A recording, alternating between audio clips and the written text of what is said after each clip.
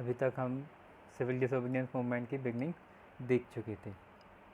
इस वीडियो में मैं आपको, क्योंकि ऑलमोस्ट मेरे ख्याल से पूरा अप्रैल निकल चुका है and now we have been the mid of a May and काफ़ी चीज़ें आप लोगों के माइंड से निकल चुकी होंगी नेशनलिज्म इन इंडिया को लेके। सो मेरे ख्याल से नाउ इट्स टेकिंग और स्ट्रेंथिंग टू मच। इससे अच्छा ये होगा कि मैं आप लोगों को इस चैप्टर का एक क्विकली रिवीजन लेकर इस चैप्टर को अब रैप अप करूं, क्योंकि मुझे लग रहा है कि आप लोग पुरानी चीज़ें भूलते जाओगे नई चीज़ों को याद करने के चक्कर में। तो इस बेटर कि मैं आपको एक बार रिवीजन करा देता हूँ क्विकली, जिससे कि आप सारे डॉट्स को कनेक्ट कर सको और आगे समझ सको। First of all, nationalism in India. Nationalism in India हमने शुरू किया था चैप्टर्स का name, what is the meaning of nationalism in India, Bharat में राष्ट्रवाद। Okay, now the concept, what is the concept of nationalism. First world war, खिलाफत, non cooperation, इन सभी चीज़ों को हम इस चैप्टर में देखने वाले हैं। सबसे पहले हम फर्स्ट वर्ल्ड वॉर देख लेते हैं। फर्स्ट वर्ल्ड वॉर आपका हुआ था 1914 से 1918 के बीच में। रीज़न्स आपको पता हैं कि क्या रीज़न्स थे उस समय, उसका अफेक्ट क्या हुआ इंडिया के ऊपर। देखिए, उस समय जब ब्रिटेन उस वॉर में गया तो Britain use the Indian soldiers. Britain ने जो सोल्जर्स लिए वो इंडिया से बुलाए थे, तो अपने सोल्जर्स नहीं भेजे थे। अब ब्रिटेन को जब वॉर में गया तो उसको काफ़ी सारे इक्विपमेंट लगे, तो उससे जो लॉस हुआ उस लॉस को भरने के लिए उसने इंडियंस के ऊपर टैक्सेस लगाने शुरू कर दिए, प्राइजेस बहुत हाई कर दी, जिसकी वजह से इंडियंस को बहुत ज़्यादा प्रॉब्लम फेस करनी पड़ी। इसके अलावा उसने इंडिया में जो मुस्लिम्स को प्रॉमिस किया था कि वो अगर वर्ल्ड वॉर वन में ब्रिटेन का साथ देंगे तो वो ऑटोमन एम्पायर में खलीफा को रिमूव नहीं करेगा। उसने अपना प्रॉमिस भी नहीं निभाया। उसने इंडिया के लोगों को भी प्रॉमिस किया था कि वो डोमिनेंट स्टेटस का दर्जा देगा, लेकिन वो भी प्रॉमिस उसने फुलफ़िल नहीं किया। तो 1914 और 18 फर्स्ट वर्ल्ड वॉर के बाद कंडीशंस जो थी वो और ज़्यादा वर्स्ट हो चुकी थी। The struggle for independence and the growth of national India took place simultaneously. Bharat में राष्ट्रवाद की भावना और राष्ट्रवाद के लिए जज्बा एक साथ ही इमर्ज हुआ था। The idea of India as a nation as one entity took deep root only when an anti colonial government began in India. A bond was created between different group because everyone share the burden of imperialism and operation. Bharat को एक राष्ट्र बनाने का जो सपना था वो शुरू हुआ जब एंटी कॉलोनियल मूवमेंट देश में और देश के आसपास के राज्यों में शुरू होने लगा। यानी जब साउथ अफ्रीका में हुआ, रशिया में हुआ, जर्मनी, रशिया में, और भी कई ऐसे, अमेरिका ने किया। जब एंटी कॉलोनियल मूवमेंट को इंडियंस ने देखा तो उनके अंदर भी ये फीलिंग उत्पन्न हुई कि हम इंडिया को भी एक नेशन बना सकते हैं। It took a leader of unquestionable ability, Mahatma Gandhi from 1920 house the Congress. 1920 के बाद महात्मा गांधी जिस तरह से कांग्रेस को लीड किया, उसी से हमें समझ में ये सारी चीज़ें आ जाएंगी।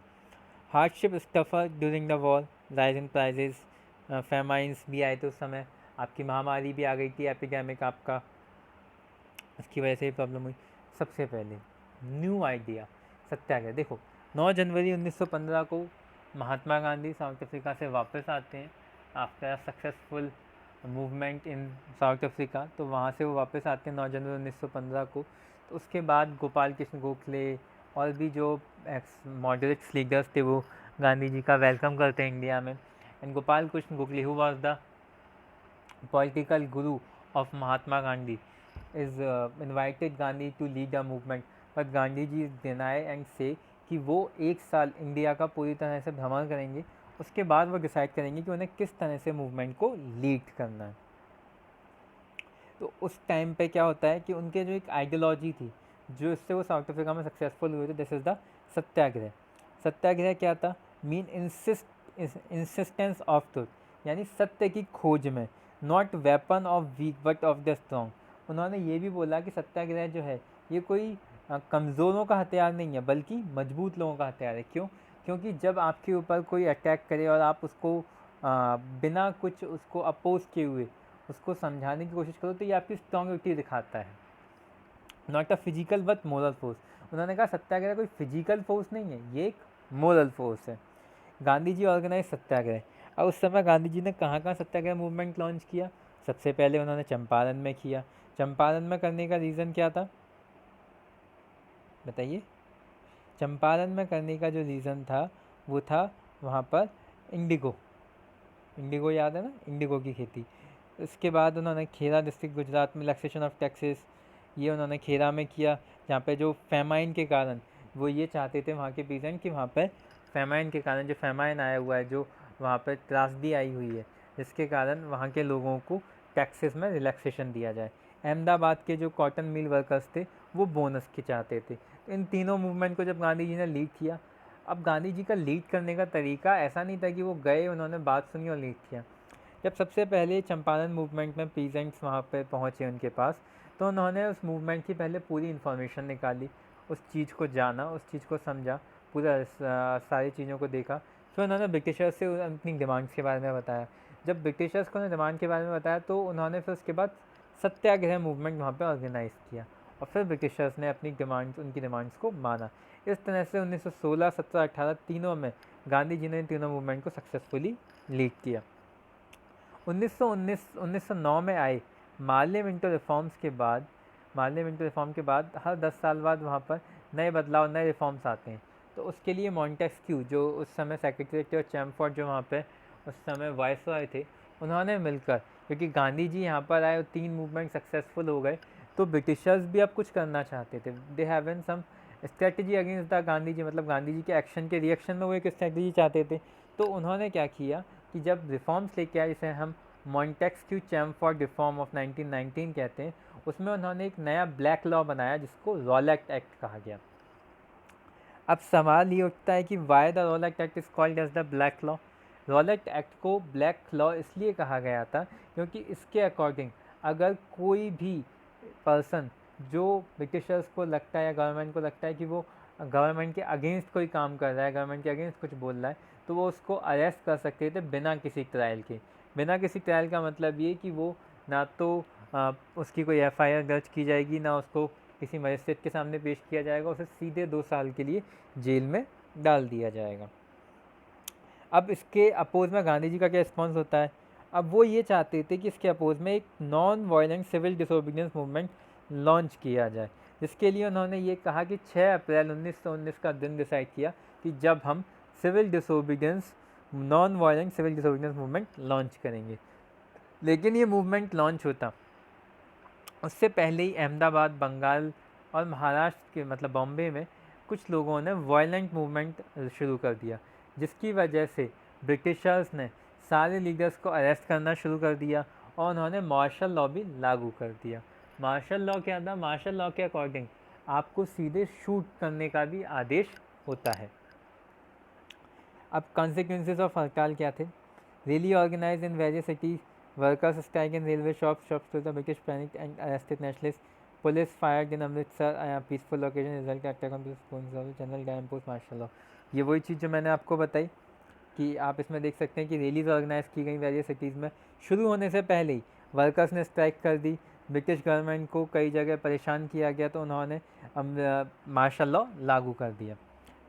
अब क्या होता है, जब मार्शल लॉ लागू हो गया, गांधी जी को जाने से रोक दिया गया, तो आपके 2 जो लीडर्स थे, डॉक्टर सैफुद्दीन किचलू और डॉक्टर सत्यपाल, इन दोनों को अरेस्ट कर लिया था, जो पंजाब के लीडर्स थे। तो 13 अप्रैल 1919 के दिन, जो बैसाखी का दिन था, 13 अप्रैल 1919 जो कि एक बैसाखी का दिन था, उस दिन वहाँ पर एक जालियांवाला बाग एक जगह है जहाँ पर एक सभा आयोजित की गई थी, संबोधित किया जा रहा था, लोगों को समझाया जा रहा था कि हमारे लीडर्स को जो अरेस्ट किया गया है वो गलत है। जब इसकी खबर जनरल डायर को पता चली, तो जनरल डायर, क्योंकि मार्शल लॉ लागू था, उन्होंने क्या किया कि पूरे जालियांवाला बाग क्षेत्र को चारों तरफ से घेर लिया और उसके ऊपर सिर्फ एक बार उन्होंने लोगों को आगाह किया, लोगों को warning the, and after that this order the firing का ऑर्डर दे दिया, जिसकी वजह से कई 100 लोगों को अपनी जान देनी पड़ी और कई लोगों घायल हो गए। जब ये कांड, मतलब जब ये आपका मैसिव मास्कर हुआ, उसके बाद पूरी दुनिया, पूरा इंडिया स्तब्ध होकर रह गया और उसको लेके एक हंटर कमीशन बना जिसमें जनरल डायर से बात की गई। अच्छा, एक चीज़ और कि ये जनरल कौन से थे, ये मैं आपको पुराने लेक्चर्स में बता चुका हूँ, जनरल ओ डायर की एम डायर, ये चीज़ें आपको याद रखनी है। अब क्या होता है कि जब ये सारी चीज़ें होती हैं, तो यहाँ एक तो मुस्लिम्स, ऑटोमन एम्पायर को उन्होंने, ब्रिटिशर्स ने उनके खलीफा को रिमूव कर दिया था, उस बात से नाराज़ थे। यहाँ पे जो हिंदूज़ थे, जो आपके कांग्रेस लीडर्स थे, वो भी इस बात से नाराज़ थे कि जो जालियांवाला बाग में हुआ, it's not a good thing, it's not a good thing. तो उन्होंने भी, और ब्रिटिशर्स को गांधी जी को क्या आइडिया मिलता है, गांधी जी को एक दोबारा से एक अच्छा आइडिया मिलता है। गांधी जी ने कहा ये बहुत अच्छा आइडिया है कि मुस्लिम लीग भी अब उनके, मुस्लिम भी उनके अगेंस्ट हैं, तो क्यों ना हिंदूज़ और मुस्लिम को एक साथ लाया जाए। तो उन्होंने क्या किया, एक मूवमेंट सोचा, इसे नाम दिया गया खिलाफत नॉन कॉपरेशन मूवमेंट। मुख्य रूप से ये एक ही आंदोलन था, इसमें बस खिलाफत, इसको ब्रिटिश मुस्लिम्स की वजह से इसका नाम दिया है खिलाफत नॉन कॉपरेशन, जिसमें हमें करना क्या था कि ब्रिटिशर्स को हर तरीके से नॉन कॉपरेशन यानी कि असहयोग करना था, उनकी बनाई हुई चीज़ों का उपयोग नहीं करना था। लिक्वर शॉप्स को बैन कर, पिकेट यानी कि जो शराब की दुकानें हैं उनको बंद करवा दिया गया, जो गवर्नमेंट ऑफिस थे उनको बंद करवा दिया गया, लोगों ने अपनी गवर्नमेंट जॉब से रिज़ाइन दे दिया, बच्चों ने जो गवर्नमेंट स्कूल्स में पढ़ते थे वहाँ से एडमिशन को वापस ले लिया, स्कूल जाना बंद कर दिया। तो इसकी वजह से ब्रिटिशर्स को काफ़ी नुकसान होने लगा, और with in a 6 month their trade has been down from 102 crore to 57 crore. अब वाई नॉन कॉपरेशन, क्योंकि ये बात मैं आपको बता चुका हूँ, क्योंकि एक मौका मिला था गांधी जी को जब वो मुस्लिम्स और हिंदुओं को एक साथ ला सकते थे। Movement to unfold in stages, surrenders of all government, boycott of civil services, police, culture, courts and legislative council.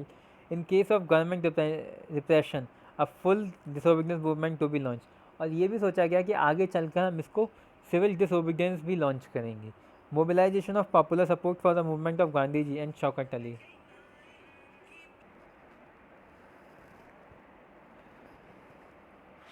Method of non cooperation में हमने ये सारी चीज़ें देखी, ठीक। अब इसके बाद आता है different step with in the movement.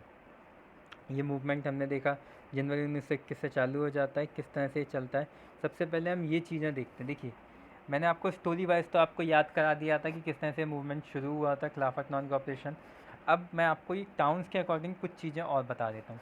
जब ये मूवमेंट, सबसे पहले द मूवमेंट इन टाउन्स आपकी बुक में दिया हुआ है, तो वहाँ से कुछ नोट्स हैं। Middle class took up the fight for Swaraj. सबसे अच्छा नॉन कॉपरेशन मूवमेंट में अगर किसी ने फाइट लिया था तो वो थे आपके मिडिल क्लास के पीपल्स, ठीक। Student in thousand left school and colleges control by the government. Student, जो हज़ारों की संख्या में स्टूडेंट ने कॉलेजेस और स्कूल को छोड़ दिया था जो गवर्नमेंट के द्वारा कंट्रोल किए जा रहे थे। Headmaster, teacher resigned and lawyers give up practice, council elections boycotted. Headmasters, teachers, इन सब ने रिज़ाइंस कर दिया था। लॉयर्स जो प्रैक्टिसेस कर रहे थे उन्होंने प्रैक्टिसेस पर जाना छोड़ दिया था। काउंसिल इलेक्शंस को बॉयकॉट कर दिया गया था। इसके अलावा इकोनॉमिक फ्रंट पर देखें तो फॉरेन गुड्स जो थे उनको पूरी तरह से बॉयकॉट यानी कि उनका उपयोग बंद कर दिया गया था। शराब की दुकानों को बंद किया गया था, फॉरेन क्लॉथ्स को जलाया गया, पीपल को फॉरेन क्लॉथ्स पहनने के लिए मना कर दिया गया। टेक्सटाइल मिल्स और हैंडलूम्स इंक्रीज़, उनके प्रोडक्शन को इंक्रीज़ किया गया, डिमांड्स इनकी इंक्रीज़ हुई, और विद इन अ 1 ईयर जो इनका ट्रेड था ब्रिटेन का वो 102 करोड़ से गिरकर सिर्फ 57 करोड़ का रह गया था। After some time the movement have been slowing down. अब इसमें स्लोइंग डाउन के मूवमेंट धीरे धीरे स्लो डाउन होने लगा। इसके कई सारे रीजन थे। पहला रीज़न तो ये था कि khadi was more expensive than the mass produced mill cloth, the poor could not afford it. India में जब हमने फॉरेन क्लॉथ्स को बंद कर दिया तो उसकी जगह हमारे पास कोई चॉइस नहीं थी। जो खादी हमें चॉइस में दिया गया था वो इतना एक्सपेंसिव था कि गरीब और पुअर पीपल उसको अफोर्ड नहीं कर पा रहे थे। अब इसके अलावा in the absence of food, Indian institute teachers and student join the government institution, lawyers also decided to attend the court. अब क्योंकि गवर्नमेंट जो ऑफिसर्स थे उन्होंने जब ये सारी चीज़ों को बॉयकॉट कर दिया तो इंडियंस के पास कोई ऐसी सहूलतें नहीं थी कि वो लोगों की हेल्प कर सके, उन्हें फूड प्रोवाइड कर सके। तो क्या हुआ, after some time lawyers, school workers सब ने अपने अपने जगहों को दोबारा से रिजॉइन कर लिया। कंट्री साइड में ये मूवमेंट कैसे चल रहा था? The non cooperation took over the struggle of a peasant, each struggle was a different target, some struggles become violent which was against Gandhian principle, all the action were taken in the name of Mahatma. अब ये अलग अलग राज्य में, अलग अलग देश के अलग अलग भागों में ये नॉन कॉपरेशन मूवमेंट को हर कोई अपना मतलब अपना अलग मतलब मीनिंग निकाल लिया था, और इस मूवमेंट को गांधी जी के नाम पे लीड किया जा रहा था। The peasant movement because of their different aspiration and interpretation advocated violences. Peasant persuaded people to wear khadi and give up drinking. Peasants जो थे उन्होंने खादी को पहना और ड्रिंकिंग को गिव अप कर दिया था। यानी कि पीजेंट जो थे उन्होंने खादी को पहनना शुरू कर दिया और ड्रिंकिंग चीज़ों को बंद कर दिया था, बॉयकॉट कर दिया था। अब इसमें हम सबसे पहले एक और कहानी को देखते हैं, वो है अवध के पीजेंट्स की। अवध का जो मूवमेंट था उसको लीड किया था बाबा रामचंद्र ने। ये टोलक दास और लैंडलॉर्ड्स जो होते हैं उनके अगेंस्ट थे, जो हाई रैंक्स की बात करते थे। Force them to do begar and work on landlord farm without any payment. ये करते क्या थे कि पहले तो आपसे काम करवाते थे, फिर उसके बाद जब आपकी फसल ख़राब हो जाती थी तो उसके बदले में बहुत हाई रैंक, जैसे कि सपोज़ कीजिए उस समय होता क्या था, ये फील्ड है, आपके पास कई किसान लैंडलेस लेबर्स थे, तो उनको ये लैंड पे खेती करने के लिए ये ज़मीन बहुत हाई कीमतों पे देते थे। अब क्या होता था, अब उसके हाई कीमत पर देने के बाद उन किसानों को जब ये ले लेते थे हाई कीमतों पे, तो फसल उगाते थे, तो जब वो उसको पे नहीं कर पाते लैंड को, तो वो दोबारा उसके लिए उनको कर्जा दे देते थे। जब अगेन उन्होंने कर्जा दे दिया, वो भी हाई रैंक पे, तो होता ये था कि वो इसमें CI लगाते थे, यानी कि कंपाउंड इंटरेस्ट, जिस वजह से गरीब के लिए वो रीपे कर पाना बहुत मुश्किल हो जाता था। तो वो एक तरह से उनका बैगर बन के रह जाता था, यानी कि बिना पेमेंट के उनका वर्कर बन के रह जाता था। Tenants had no security of revenue regularly evicted. Tenants का रेवेन्यू को लेके कोई सिक्योरिटी नहीं थी। जब peasant demanded reduction of revenue, जो पीजेंट थे वो डिमांड कर रहे थे कि रिडक्शन यानी रेवेन्यू जो टैक्सेस लिए जाते हैं उसमें कुछ कटौती की जाए। एबॉलिशन ऑफ बैगर, बैगर सम जो है उसको पूरी तरह से रिमूव किया जाए। बैगर यानी कि विदाउट पेमेंट काम करवानी जो व्यवस्था है उसको समाप्त किया जाए। Social boycott of oppressive landlords, और उन सभी लैंडलॉर्ड्स का कम्प्लीटली बॉयकॉट कर दिया जाए। अब देखो, नॉन कॉपरेशन खिलाफत मूवमेंट चल किसके लिए रहा है, डोमिनियन स्टेटस और स्वराज के लिए, और यहाँ पर अवध के पीजेंट ने इसको किसके लिए बना दिया, they have taken their personal goal. इसी तरह से पूरे भारत में अलग अलग लोगों ने अलग अलग तरीके से इस मूवमेंट को चालू रखा था। ऑर्गेनाइज नाई धोबी मंच। अब इन्होंने कैसे टोलकदास और लैंडलॉर्ड्स का बॉयकॉट करना शुरू किया कि वहाँ पर कोई काम करने के लिए नहीं जाएगा उनके घरों में, कोई नाई और कोई धोबी, इस तरह का कोई भी उनका काम करने के लिए नहीं जाएगा। इन 1920 Jawaharlal Nehru began working around the villages in Awadh, talking to villagers and trying to understand their grievances। 1920 में जवाहरलाल नेहरू जब अवध के विलेजों में गए तो उन्होंने वहाँ के विलेजर्स से बात की और उनकी प्रॉब्लम को समझने की कोशिश की। अक्टूबर में एक अवध किसान सभा को बनाया, सेटअप किया गया जवाहरलाल नेहरू और सुभाष चंद्र बोस के द्वारा, बाबा रामचंद्र के द्वारा, और एक महीने के अंदर 300 से ज़्यादा ब्रांचेस इसकी ओपन कर दी गई। अब ट्राइबल पीजेंट ने इस मूवमेंट में कैसे पार्टिसिपेट किया था, उनका क्या रोल था, उन्होंने इस मूवमेंट को किस तरह से लिया था, वो भी देख लेते हैं। In the Gudem hills of Andhra Pradesh, militant guerrilla movement spread in 1920। Andhra Pradesh के गुड्डन हिल्स में उन्होंने एक गुरिल्ला मूवमेंट फैल चुका था 1920 में। गुरिल्ला मूवमेंट क्या होता है कि आप अपने दुश्मन है, जो आपका पोजीशन वाला है, उसके ऊपर अटैक करते हो और फिर छुप जाते हो, इसको हम कहते हैं guerrilla strategy। The colonial government had closed large forest area, preventing people from entering the forest to graze their cattle or to collect fuel, wood and fruits। Colonial government ने क्या किया था कि जो लार्ज फॉरेस्ट एरियाज थे उनको close कर दिया था और लोगों को फॉरेस्ट में घुसने से मना करवा दिया था। जो ट्राइबल पीपल थे, जो आदिवासी लोग थे, अब जिनका तो घर जंगल है, उन्हीं को इन्होंने रोक दिया, मना कर दिया कि वो अपने कैटल्स को भी वहाँ पर चराने के लिए नहीं जा सकते, ना ही फ्यूल वुड या फ्रूट्स के लिए जा सकते हैं। ये हिल्स पीपल के लिए भी किया गया। When the government force them to do begar for wood building, the hill people revolted. जब हिल्स पीपल्स को ब्रिटिशर्स ने बैगर बना के काम करवाने की कोशिश की तो उन्होंने इसके खिलाफ विद्रोह शुरू कर दिया। इसको लीड किया था अल्लारू सीताराम राजू ने।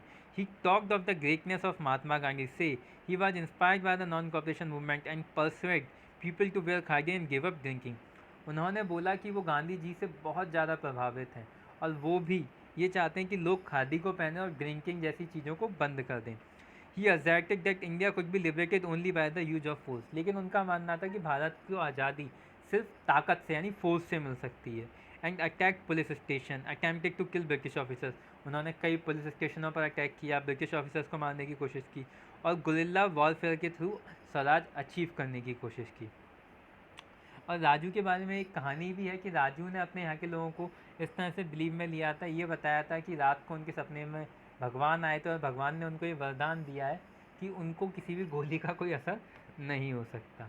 राजू को कैप्चर और उनको सज़ा दी गई 1924 में। अब प्लांटेशंस जो मूवमेंट, जो प्लांटेशंस वर्कर्स थे, उन्होंने इस मूवमेंट को कैसे लिया वो देख लेते हैं। The movement in the plantation में हमें ये देखना था कि किस तरह से प्लांटेशन वर्कर्स ने नॉन कॉपरेशन मूवमेंट को समझा था। अब ये जो वर्कर्स थे, इन्होंने आइडिया और स्वराज को अपने तरीके से रिप्रेजेंट किया था, अपने तरीके से लिया था। एक इसको थोड़ा, हाँ, Plantation workers in Assam agitate for the right to move freely and not to be confined to the gardens they worked in. The British thus passed an Inland Immigration Act and prevented them from living in plantation. देखिए, inland immigration act के तहत 1859 के कि जो भी plantation workers थे, उनको जहाँ पे वो काम करते थे उस एरिया से बाहर जाने की उन्हें इजाज़त नहीं होती थी। उन्हें साल में 1 बार या 2 बार ही अपने घर जाने की इजाज़त उन्हें मिलती थी। उनका रहना, खाना पीना सब कुछ उसी एरिया में होता था।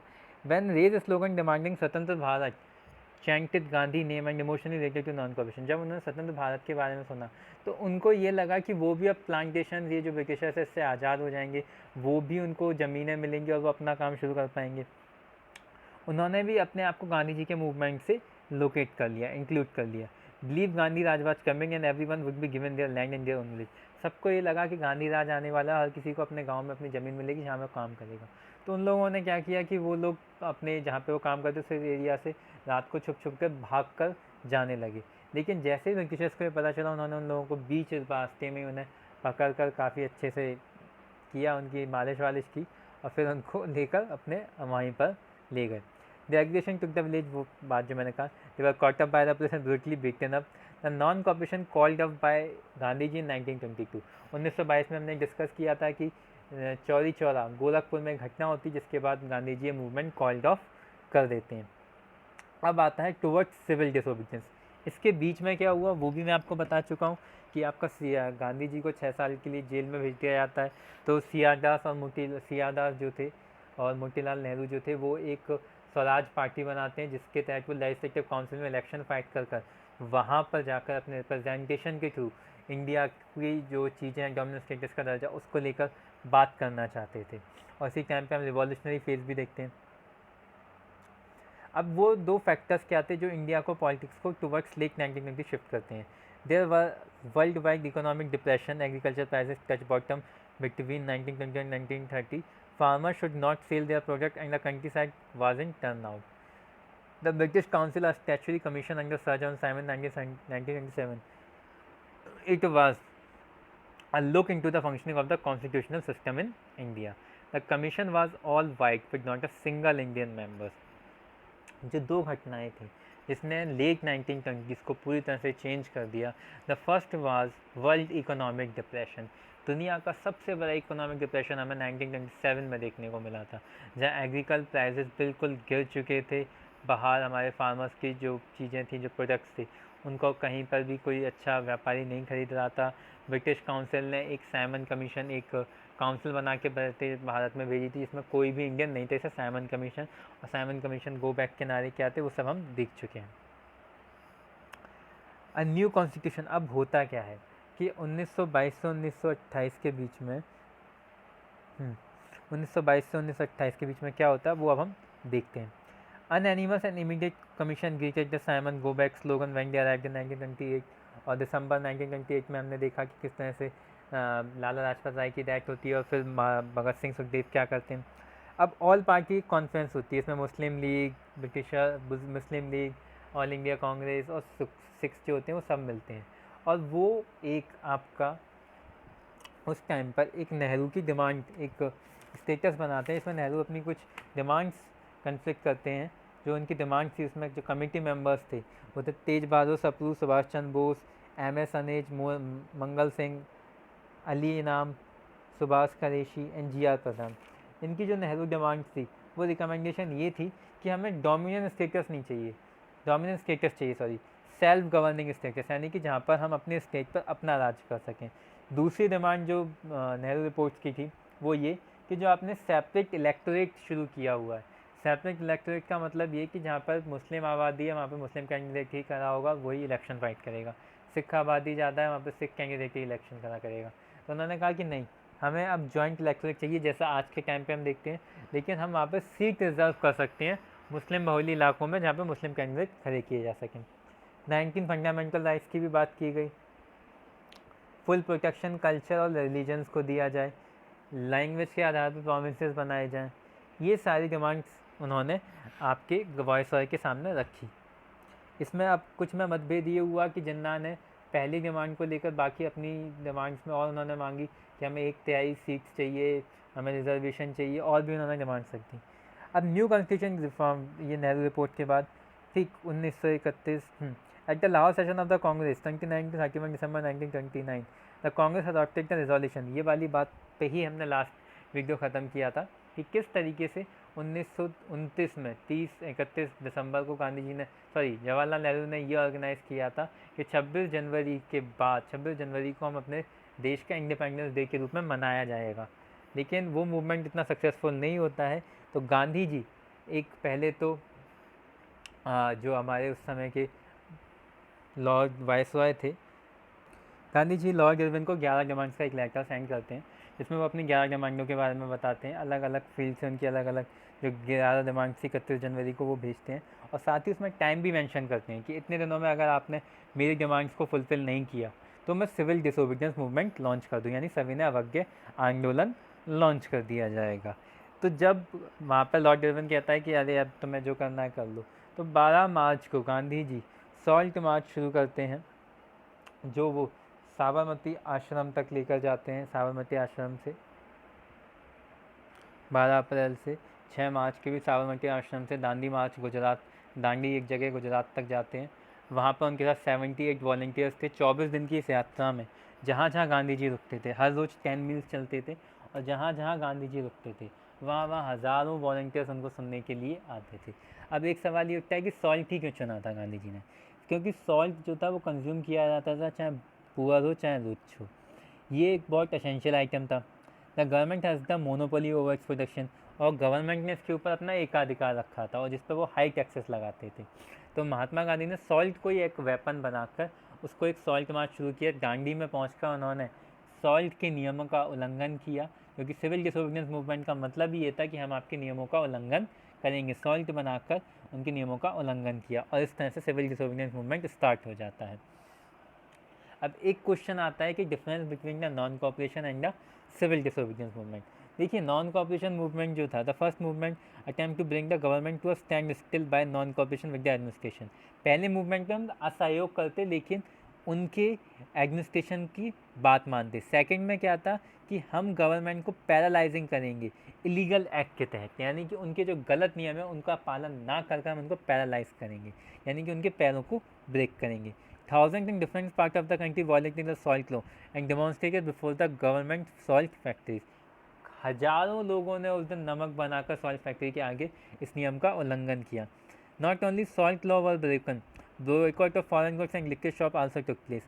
Women, student and youth play a major role in the boycott. अब देखो, एक चीज़ जो कॉमन होती थी, जो आज भी हम कॉमन देखते हैं, वो ये कि उस समय तुरंत फॉरेन क्लब्स को बॉयकॉट कर दिया जाता था, शराब की दुकानें बंद कर दी जाती थी, कोई भी मूवमेंट शुरू होता था और स्टूडेंट और टीचर्स अपनी जॉब से रिज़ाइन कर देते।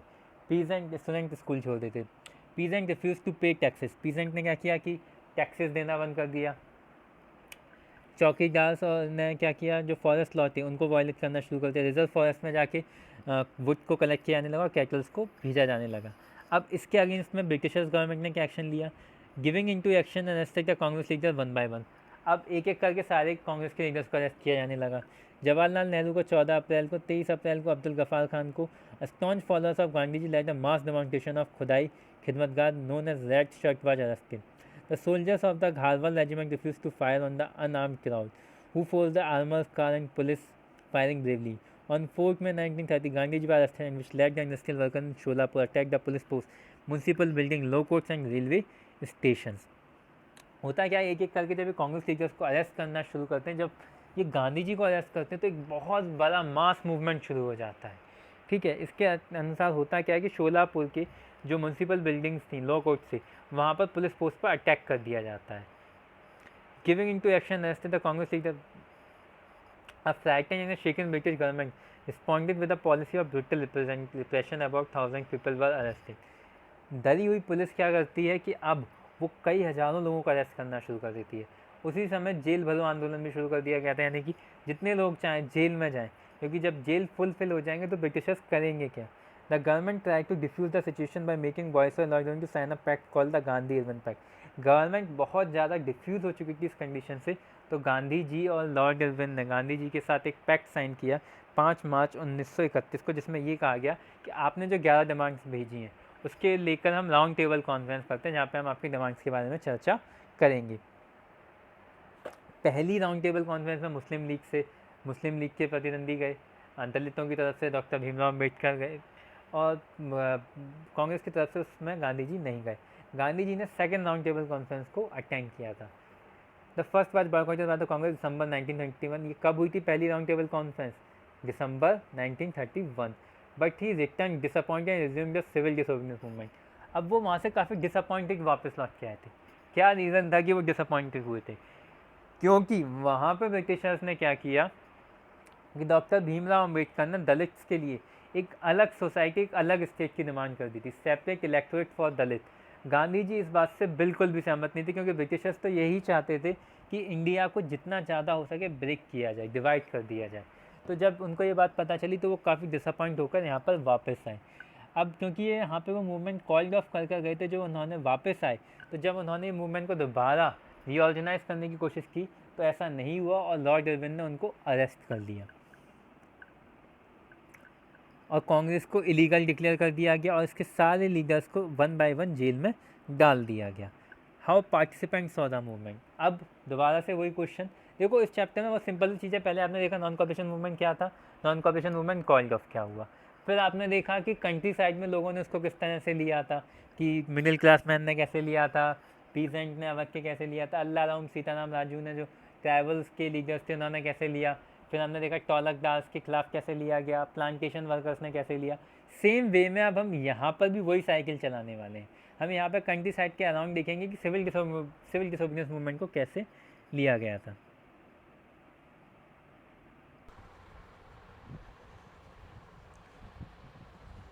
Many activities were the rich peasant communities like the Patidas and the Gujarat and Jats of UP. They were mostly producers of commercial crops badly affected by trade depression and falling prices. They could not pay the revenue demands of the government. Government refused to reduce the revenue tax, resulted in peasant joining national movement. अभी तक हमने non cooperation movements में देखा था कि जो rich peasants थे या जो हाई क्लास सोसाइटीज़ के जो लोग थे वो नेशनल मूवमेंट में नहीं आते थे। लेकिन सिविल डिसोबीडियंस मूवमेंट में हमें क्या देखने को मिलता है, जैसे कि हमने देखा कि इकोनॉमिक क्राइसिस बहुत आ चुके थे, जिस वजह से जो रिच पीजेंट्स थे वो अपने रिवेन्यू देने में असमर्थ हो चुके थे। तो इसी कारण उन लोगों ने जब रिवेन्यू कम करने की मांग की तो भी ब्रिटिशर्स ने उनकी डिमांड को भी फुलफिल नहीं किया, जिस वजह से वो भी अब नेशनल मूवमेंट में आ गए थे। The fight for independence was related to their grievances, demand for reduction of revenue, greatly disappointed when movement was called off in 1931 without reduction in taxes, hence refused to join again in 1932. अब हुआ क्या कि उनको independence से उनका कारण, उनका independence से मतलब सिर्फ इतना था कि जो डिमांड है, जो रिडक्शन की जो उनकी डिमांड है वो फुलफ़िल हो जाएगी। और वो इस बात से काफ़ी डिसअपॉइंट हुए थे कि जब 1931 में गांधी जी ने मूवमेंट कॉल्ड ऑफ किया और जब उसमें भी जब कॉल्ड ऑफ किया तब तक उनकी जो डिमांड थी वो फुलफ़िल नहीं हुई थी, और जब दोबारा ये शुरू किया गया तब वो इसको अब रिजॉइन नहीं करना चाहते थे। पुअर्स की क्या हालात थे, that depression made them unable to pay the rents to landlords, their own income dwindled swiftly. जो डिप्रेशन था उसने उनको अनेबल कर दिया था कि वो रेंट्स जो हैं, मतलब जो इकोनॉमिक क्राइसिस थे उसने उनको असमर्थ कर दिया था कि वो लैंडलॉर्ड्स के रेंट भी पे कर पाएँ। तो ये काफ़ी ख़राब स्थिति हो चुकी थी। They wanted Congress to help them in getting the unpaid rent limited. वो ये चाहते थे कि कांग्रेस उनकी हेल्प करे और उनको किसी भी तरह का रेंट पे ना करना पड़े। बिजनेस क्लासेस के क्या कंडीशंस थी, Indian industrialist and merchants had made huge profit during the first world war. जो इंडस्ट्रियलिस्ट और मर्चेंट थे पहले विश्व युद्ध के दौरान, क्योंकि डिमांड्स बहुत ज़्यादा होती थी तो उनको काफ़ी प्रॉफिट हुआ था। They now reacted against colonial policies, they restricted their trade. अब वो कॉलोनियल पॉलिसीज़ के अगेंस्ट हो चुके थे, जिससे कि उनका व्यापार, क्योंकि उनका व्यापार पहले विश्व युद्ध के दौरान काफ़ी बाहर चल चुका था, तो वो अब ये कॉलोनीज़ का जो ये था कि जिसमें आपको यहाँ से व्यापार कर सकते हैं, यहाँ से व्यापार नहीं कर सकते, जो उनको ट्रेड के ऊपर जो कंट्रोल था वो उनको पसंद नहीं आ रहा था, इसलिए वो इसका अगेंस्ट में थे। They wanted to protection against import of foreign goods. इसके अलावा वो ये भी चाहते थे कि इंडिया में जो बाहर से आता हुआ सामान फॉरेन गुड्स है उससे उनको प्रोटेक्ट किया जाए। Rupees sterling exchange ratio that would discourage import. और इसके अलावा जैसे हम आज के टाइम पर देखते हैं, हमारी प्रॉब्लम क्या है कि डॉलर की वैल्यू ज़्यादा है और रुपीज़ की वैल्यू कम है। जब हम इम्पोर्ट करते हैं यानी सामान मंगाते हैं तो हमें ज़्यादा अमाउंट में पैसे पे करने पड़ते हैं, और जब हम बेचते हैं एक्सपोर्ट करते हैं तो हमें उतना पैसा नहीं मिलता है। तो यही प्रॉब्लम स्टर्लिंग थी जो उस समय ब्रिटेन की करेंसी थी। The forced Indian Industrialist and Commercial Congress in 1920 and Federation of Indian Chamber of Commerce and Industry in 1927। उसके बाद क्या हुआ कि उन्होंने इंडियन इंडस्ट्रियल कॉमर्शियल कांग्रेस बनाई 1920 में, और 1927 में federation of Indian chamber of commerce and industry की स्थापना करी। GD. Birla and Purushottam Thakurdas attacked colonial economic policy and supported the movement, gave it financial assistance, refused to buy or sell foreign goods। GD. Birla यानी जो आज आदित्य बिरला के नाम से आप जानते हैं, और जो पुरुषोत्तम दास ठाकुर दास हैं, उन्होंने कॉलोनियल इकोनॉमिक पॉलिसीज़ का विरोध किया और फॉरेन रिफ्यूज़ किया उन्होंने कि ना तो वो फॉरेन गुड्स को खरीदेंगे ना ही उसको बेचेंगे। But the failure of the round table conference curb their enthusiasm. अब पहला जो था वो नेहरू रिपोर्ट के बाद पहला राउंड टेबल कॉन्फ्रेंस को तो हमने बॉयकॉट कर दिया था, ठीक है। दूसरे में जब गांधी जी गए तो हमने देखा कि उनको ये पता चलता है कि यहाँ पर तो भाई वो सेपरेट इलेक्ट्रेट की बात करें इवन फॉर दलित्स, तो ये भी बिल्कुल फेल हो जाती है। तो अब जब second round table conference fail हुई तो जो लोगों के अंदर एंथुसियाज्म, जो एनर्जी थी, जो पॉजिटिविटी थी, वो पूरी तरह से ख़त्म हो जाती है। इंडस्ट्रियल वर्किंग क्लास का क्या था? Did not participate in civil disobedience movement except Nagpur. Civil disobedience movement में इंडस्ट्रियल वर्किंग क्लास ने पार्टिसिपेट नहीं किया था सिवाय नागपुर के लोगों के। They adopted Gandhian idea boycott of foreign goods as part of their movement against low wages and poor working condition. उन्होंने गांधीयन आइडियाज़ को अडॉप्ट किया था जिसमें उन्होंने बॉयकॉट किया फॉरेन गुड्स को, उनके ओन मूवमेंट, वेजेस को और पुअर वर्किंग कंडीशन को। उन्होंने स्ट्राइक की कहाँ, रेलवे वर्कर्स और डॉक वर्कर्स ने। Thousands of workers in Nagpur took part in letters and boycott campaigns, but the Congress was reluctant to include workers' demand in their struggle as it aligns the industrialists। अब ये जो workers थे ये तो काम कर रहे थे, लेकिन कांग्रेस जो थी वो इंडस्ट्रियलिस्ट के साथ सपोर्ट में थी, क्योंकि इंडस्ट्रियलिस्ट उनको वो सारी चीज़ें प्रोवाइड करवाते थे। अब वुमेन का क्या रोल था सिविल डिसोबीडियंस मूवमेंट में? The women has play a very important role in the civil disobedience movement. How? Let we see. 1930 was the year when women entered the struggle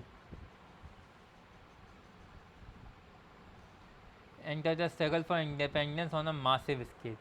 1930 वो year था जब women's Indian struggle independence के लिए massive scale में बहुत बड़े numbers में participate किया था। डांडी मार्च के दौरान thousand of womens come to listen to him, eagerly participation in protest marches, picket foreigners and liquid shop. बहुत अच्छे से वो पार्टिसिपेट करते थे, मार्चेस में जाती थी, फॉरेन क्लॉथ्स की दुकानें और लिक्विड शॉप की दुकानों को बंद करवाती थी। Urban areas they come from high class families. बड़े शहरों में वो अच्छी फैमिली, हाई क्लास फैमिली से आती थी, और रूरल एरियाज़ में रिच पीजेंट की फैमिली से भी वुमेन्स आते थे। Before 1930 women had never step out become a familiar sight in the civil disobedience movement. 1930 से पूर्व कभी भी वुमेन्स घर के बाहर इंडिपेंडेंस के लिए नहीं आई थी। Congress did not encourage them or give them any importance post within organization। इसके बावजूद भी कांग्रेस ने उनको ज़्यादा इंपॉर्टेंट पोस्ट नहीं दी। गांधी जी थॉट, अरे अब कौन है यार?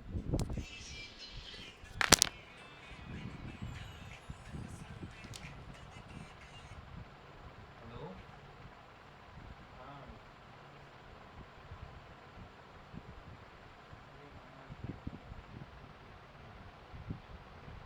अरे वो एक वीडियो में बाय मिस्टेक हम बाय हेलो फ्रेंड्स की जगह हेलो फ्रेंड्स बोल रहे हैं।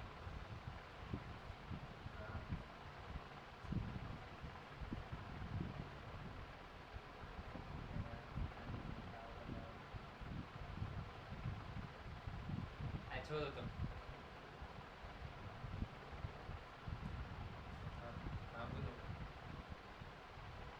देखी थी। तुमने देखी मामा कहाँ देखे, कैसी लगी बात है, नॉर्मल सी बात है जो हम पहले भी देख चुके हैं यूट्यूब पर।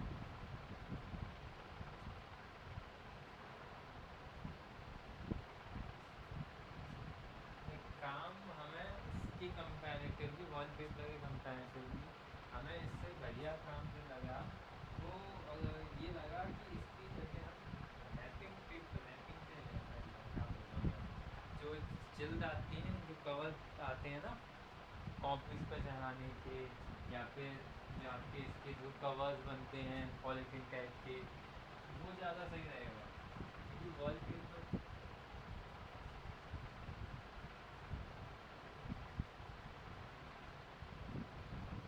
हाँ।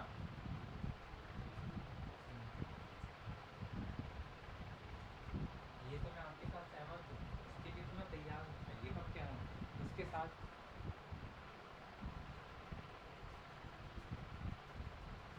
नोटबुक के साथ तो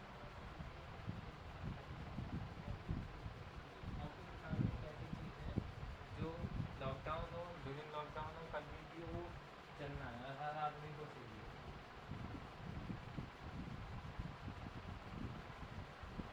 बहुत अच्छा काम, बिल्कुल नमस जो देखो कम लागत में लगाओगे तो काम अच्छा जरूर हो सकता है, ऐसी बात नहीं हो सकती।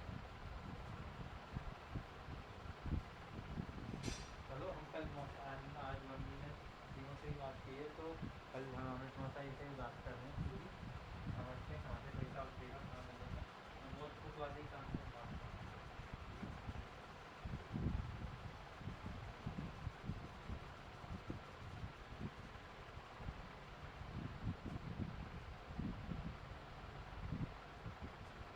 और शिकायत पेंट वेंट करना चाहिए, मम्मी ने फ्रेंड को बोल ही दी है कि कभी तो तुम बेचने भी जाती हो।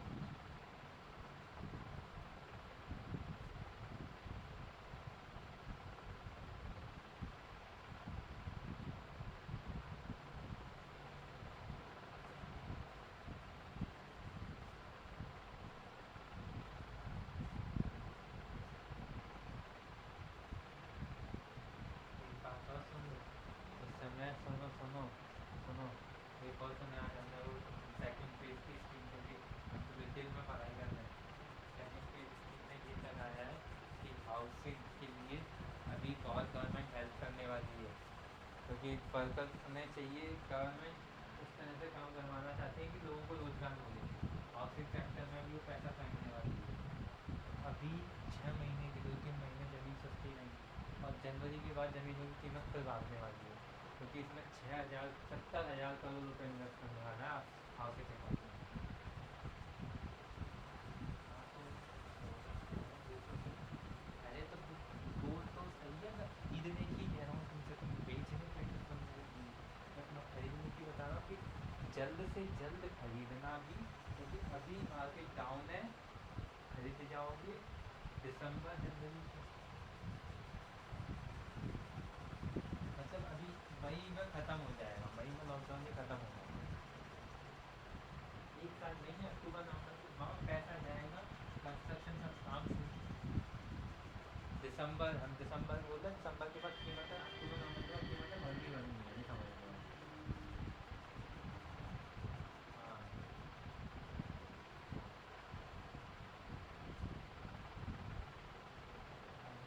सही आएगा, कैलकुलेशन मम्मी करती है।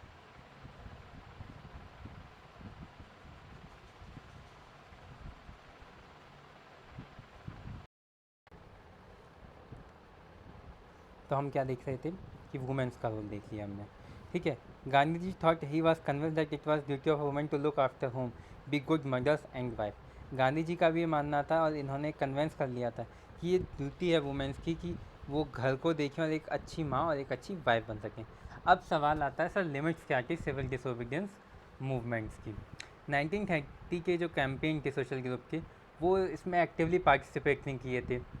अनटचेबल जो दलित कहे जाते थे उनको ऑपरेस किया जाता था। डॉक्टर भीमराव अम्बेडकर उनके लीडर थे, तो दलित इसमें इंक्लूड नहीं हुए थे। महात्मा गांधी जी उन्हें बाद में हरिजन भी कहा।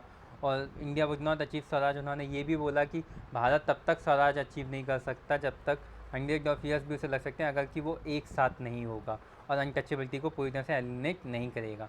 उन्होंने सत्याग्रह को ऑर्गेनाइज किया to secure them entry to temples. उन्होंने दलितों के लिए सत्याग्रह भी किया जिससे कि उन्हें टेम्पल्स में एंट्री मिल सके, पब्लिक वेल्स में जा सके, टैंक्स, रोड्स और स्कूल्स में उनको नॉर्मल प्रवेश मिल सके। क्या था दलित आंदोलन? They demanding reservation of seats in educational institutions, separate electorate to choose their own candidate in the legislative council. They wanted to solve their social problems. दलित क्योंकि उनके साथ इस तरह का व्यवहार किया जाता था तो वो एक तो सेपरेट इलेक्टोरेट चाहते थे जैसे कि मुसलमानों के लिए होता था, यानी कि जिस एरिया में दलित ज़्यादा हो वहाँ पर दलित कैंडिडेट ही इलेक्शन के लिए खड़ा हो सकता हो। ठीक है, लेजिस्लेटिव काउंसिल में उनके लिए सीट्स रिजर्व हो और उनको सोशल प्रॉब्लम्स उनकी सॉल्व की जाए। डॉक्टर भीमराव अम्बेडकर जो उनके लीडर थे दलित के, उन्होंने डिप्रेस्ड क्लास एसोसिएशन भी बनाया था 1930 में। उनका गांधी जी से क्लैश भी हुआ था सेकेंड राउंड टेबल कॉन्फ्रेंस में, जब गांधी जी ने इसके लिए बहुत बिल्कुल कड़ा विरोध किया था कि दलितों के लिए एक अलग समाज, एक अलग टेम्पल, एक अलग सोसाइटी, एक अलग स्टेट बनाया जाएगा। Gandhi ji began a fast and to that he believe that Dalit would never be integrated. जब ब्रिटिशर्स इस चीज़ के लिए मान गए थे तो गांधी जी जब जेल में थे पूना में तो उन्होंने सत्याग्रह पर बैठ कर, उन्होंने भूख हड़ताल, हंगर स्ट्राइक पर बैठ कर, और डॉक्टर भीमराव अम्बेडकर के सामने उन्होंने डिमांड रखी कि भीमराव अम्बेडकर इसको बात को ना माने सेपरेट इलेक्टोरेट की। तो फिर बहुत मुश्किल से भीमराव अम्बेडकर जी को मनाया गया था और पूना पैक्ट जिसे कहते हैं वो 1932 में साइन किया, जिसमें गांधी जी ने उनको ये विश्वास दिलाया था कि देश की आज़ादी के बाद उनको दलितों के लिए सीट्स रिजर्व की जाएंगी लेजिस्लेटिव काउंसिल और हर एक जगह पर, लेकिन उनको सेपरेट इलेक्टोरेट नहीं दिया जाएगा। क्या था पूना पैक्ट वो भी देख लेते हैं। It gave reserve seat in the provincial and the central legislative council and the depressed classes, they were to be voted in the general electorate.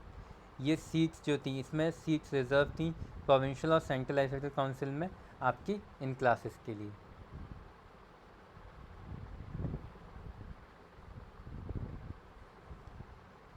Muslim political organisation also kept away from social civil disobedience movement. Muslims भी आपके non cooperation की तरह इसमें participate नहीं किया था। Reason, मुस्लिम का मानना ये था कि कांग्रेस के डिक्लेयर मतलब कि नॉन कॉपरेशन खिलाफत मूवमेंट के बाद मुस्लिम लीग अलग बन चुकी थी।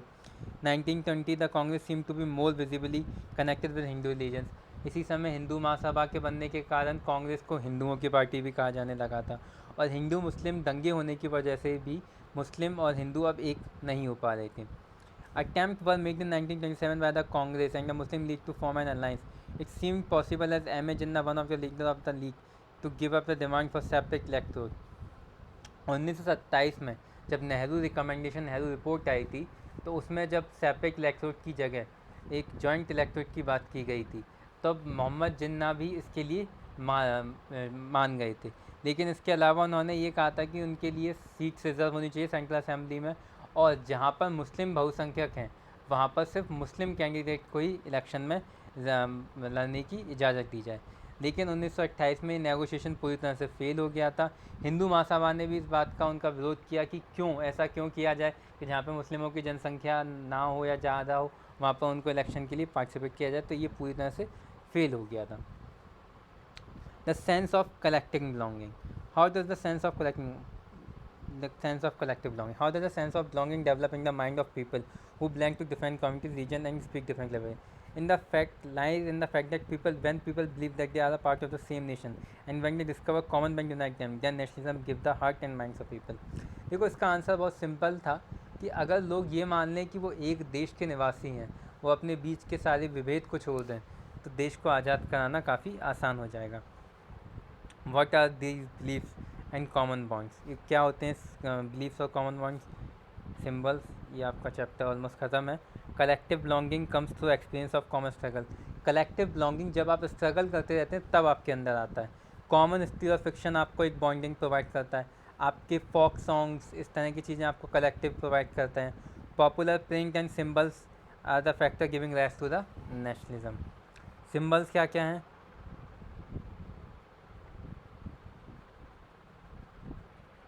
सिंबल, सर्टेन फिगर्स और इमेजेस जो होती हैं वो एक नेशन को आइडेंटिटी प्रोवाइड करती हैं, क्योंकि लोग उससे अपने आप को कनेक्ट कर पाते हैं। जैसे कि symbol of liberty, statue of liberty USA को यूनाइटी प्रोवाइड करती है। सिंबल ऑफ इंडिया, भारत माता, 20वीं सदी में बनाया गया, ये एक नेशनलिज्म की हाइट प्रोवाइड की। सब लोगों को माँ से प्रेम होता है, माता से प्रेम होता है, तो भारत माता। Bankim Chandra Chattopadhyay created the song Vande Mataram, जिससे लोगों के अंदर, देखिए जब भी हम स्ट्रगल होते हैं तो कोई एक मोटिवेटिंग सॉन्ग सुनते हैं, जैसे एग्ज़ाम्स टाइम चल रहा होता है तो हम सब एक हो जाते हैं, सारे बच्चे एक हो जाते हैं। इवन जब हमारे एग्ज़ाम्स आते हैं सिविल सर्विसेज के, तो हम सब एक मोटिवेटिंग, चाहे हम एक दूसरे से कलेक्टिव बिलोंगिंग करते हो या हम एक मोटिवेशनल कोट सुनते हैं, मोटिवेशनल सॉन्ग सुनते हैं, इससे हम सब एक दूसरे को कनेक्ट कर पाते हैं। तो सेम वे में नेशनल सॉन्ग्स जो होते हैं वो सारे बीच के विभेदों को हटाकर लोगों को कनेक्ट करने का काम करते हैं। रविंद्रनाथ टैगोर ने भारत माता की पेंटिंग बनाई थी जो सिंबल ऑफ नेशन बनी। Folk songs and folk for, they also become a symbol of nation, revive nation pride. Nationalist like Rabindranath Tagore, Natesa Sastri completed song, ballad, myths and folklore, the later published folklore of South India। Icons और symbol क्या थे? Try colour flag design किया गया, height of lotuses, Gandhi ji ने Swaraj flag बनाया था try colour का, red green and white. ठीक, ये सारी चीज़ें थी। री interpretation of history, India began feeling to instill a sense of pride in the nation. Indian history had to be thought about differently. They wrote about a glorious development in ancient time. लोगों को अपने इतिहास को याद दिलाया गया कि हमारा इतिहास कितना एंशेंट था, कितना architecture, science, mathematics, religion, culture, law, philosophy, इन सब चीज़ों में कितना आगे था। Historians are the leader to take pride in Indian great achievement, past and struggle to change the miserable condition of life under British rule. ठीक, इसी के साथ आपका ये चैप्टर फिनिश होता है।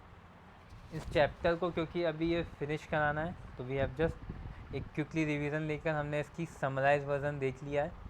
और जो प्रीवियस वीडियोस हैं बेटा वो काफ़ी डिटेल वीडियोस हैं, आपको वो वीडियोस ज़रूर देखने चाहिए, क्योंकि उसमें मैंने आपको पूरा एक बेसिक तैयार किया, हर एक पॉइंट उसमें बता दिया है।